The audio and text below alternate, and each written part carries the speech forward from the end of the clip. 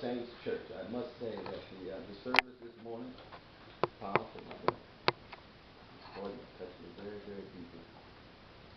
And my dear brother, Reverend Dr. G.E. Brown, he has just such a gentle spirit, a quiet dignity, a smile, a sense of humor. I was just talking to how wonderful Brother Brown is.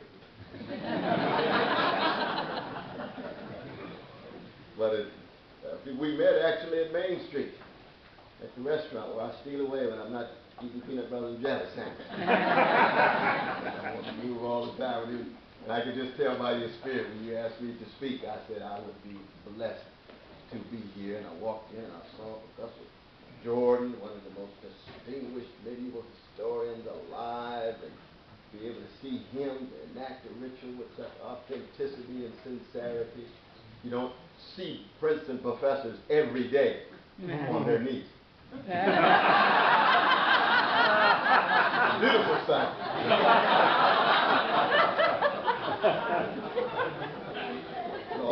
All saints responsible for that. See my dear sister Harriet, who I met in 1988 when I first arrived as a professor, director of Black Studies professor, Department of Religion. She was magnificent. Executive secretary for the faculty. I haven't had a chance to see her in a while. I know she's a member of Trinity Church, but I don't think that Brother Gene worried about you not being there today. I was there. I've already been. Oh, you went there anyway. You got double time today. So good to see you. I'm also blessed to have Sister Lily, who is my executive assistant now. She's here with her beloved husband, Brother Randy. Give all three of them a hand. Give all three of them.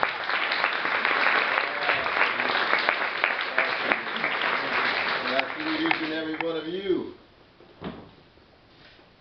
here today, and I do hope that I say something that unsettles you and unnerves you, and maybe even for a moment unhouses you. For me to talk about prophetic witness is in part to lay bare a sense of what I tried to be in my whole life, because I've always started with the notion that I am who I am because somebody loved me, somebody cared for me, somebody attended to me. Other than the gift of grace, for me the greatest thing is to be the second son of Irene and the late Clifton West.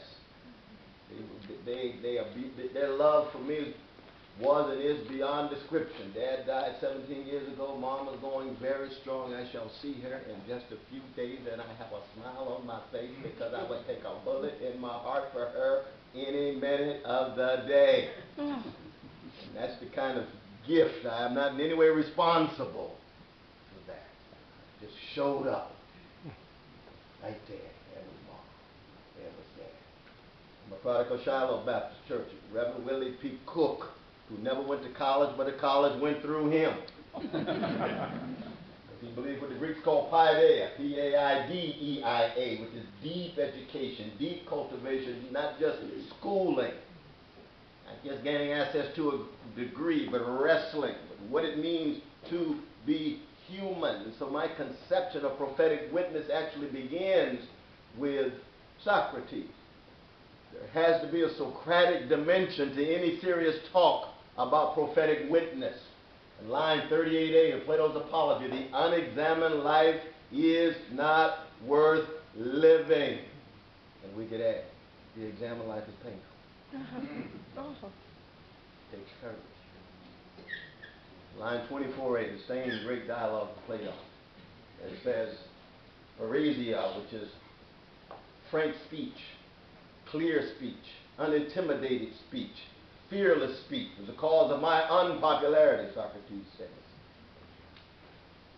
Mustering the courage to speak from the depths of who you are, that unites your mind and your heart and your soul and your body. And for me, Socrates is, in fact, a starting point. In fact, there's a wonderful line in Erasmus where he talks about Saint Socrates, pray for us. He's talking about a pagan, brother. That's all right. I know in all saints, Christians believe saints are sinners who look at the world through the lens of the heart. Socrates was a different kind of saint. but he in the life of the mind with his genuine humility and his willingness to interrogate himself, to scrutinize himself, to question himself, and then society and the world.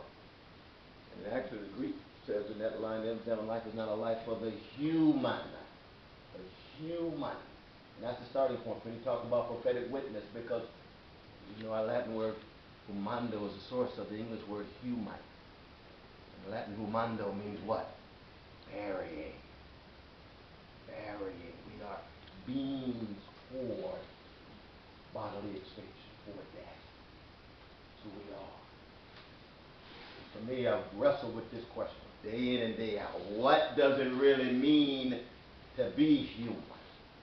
That's a difficult question to raise these days in such a market-driven culture, superficial spectacle, obsessed with titillation and stimulation. Most of us don't have time to deal with what does that mean to be human. What does it mean to be a featherless, two-legged, linguistically conscious creature born between urine and feces? That's who we are. Put on my three-piece suit if I want to and talk about going to Harvard and Princeton. If it wasn't for my love, the love push of my mother, I wouldn't be here. That's why I like to talk about the funk. We all emerge in the funk. Our mama's womb. Blood. Little stink. It's what the great lapsed Christian Samuel Beckett called the mess. To emerge in space and time is to confront the mess. The move from mama's womb to tomb, and one day our bodies will be the culinary delight of terrestrial worms. That's funky too. Don't escape. The only way you get out of space and time is through the grave or cremation. So the question becomes, who are we going to be in the short time that we have in time and space? What kind of person will you choose to be?